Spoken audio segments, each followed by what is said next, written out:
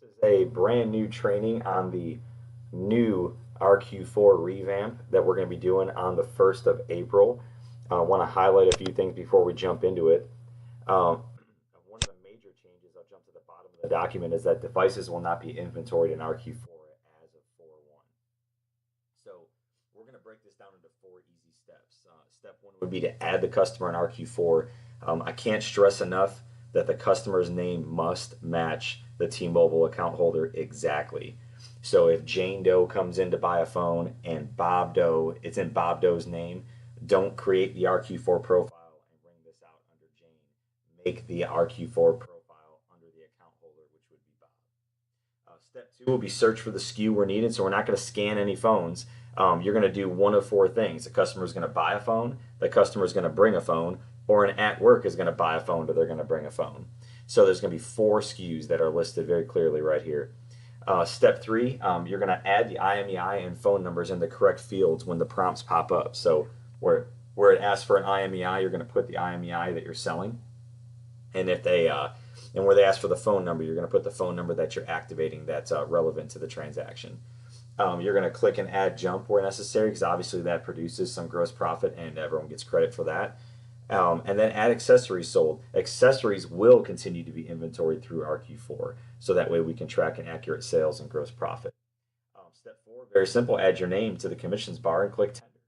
Of course, we're not taking any cash or any type of payment through RQ4.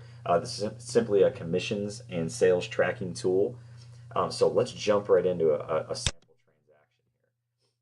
So when we go to our customer, of course, we're going to use Jane Fake Sale again. I'm going to hit new sale.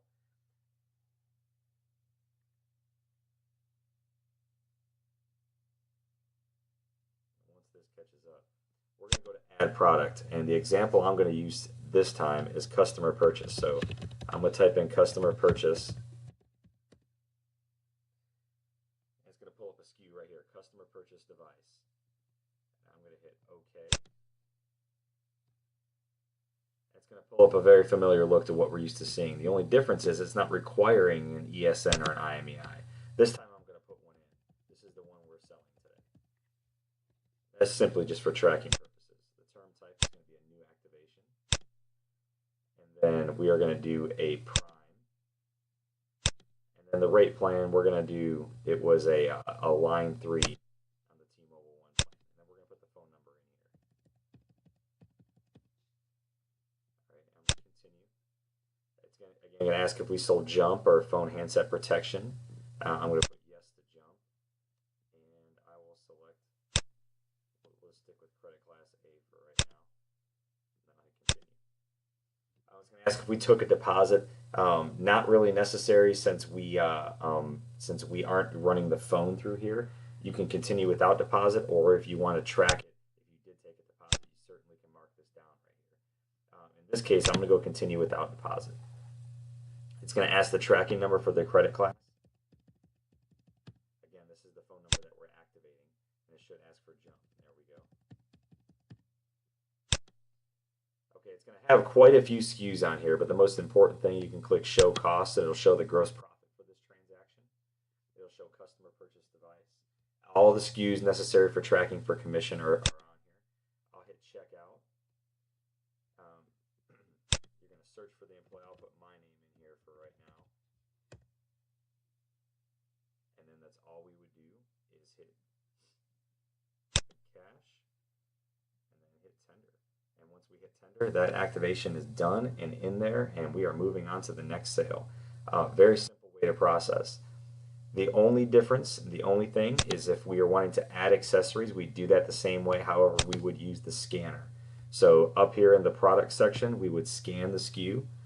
That would enter in the accessory into the line items, and then you would adjust the price to what you sold it for, and then hit checkout. So if you were adding accessories, that is the way you would do that. A very simple process.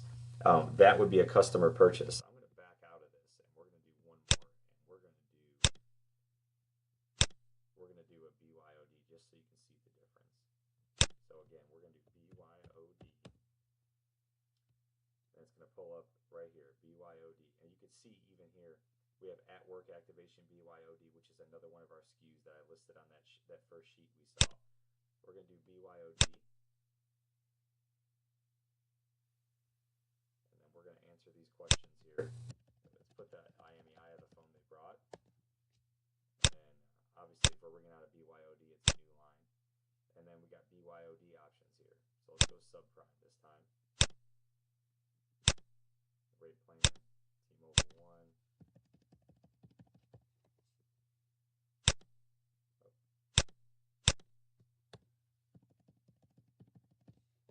Put in a valid number. Okay, and then we're not going to add anything here. Continue without deposit. As you can see, it's going to ask me for numbers again. It's okay to add that. Please make it accurate. And then we're going to see the gross profit up here. Adds all the SKUs necessary. And we will go to checkout. Very simple. That is how you do it. Questions can be directed directly to your leadership, or you can direct questions to accounting@indianawireless.net.